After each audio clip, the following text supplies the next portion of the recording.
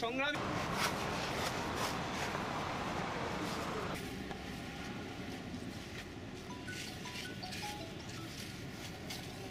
এখান থেকে আমাদের গণসংযোগ অব্যাহত রাখবো। আগামীকাল সারাদিন গণসংযোগ চলবে। পাশাপাশি তথ্যগুলো আপনারা আমাদেরকে দিবেন। আমরা তাদের চিকিৎসার ব্যবস্থা হয়েছে, যাদেরকে তুলে নিয়ে যাওয়া হয়েছে, তাদের গ্রেফতার করা হয়েছে, তাদের তথ্য সংগ্রহ করা হয়েছে, তাদের তথ্যগুলো আমাদেরকে দিবেন। তাদের নাম করার জন্য, দ্রুত ছাড়ানোর জন্য আমরা সব ধরনের ব্যবস্থা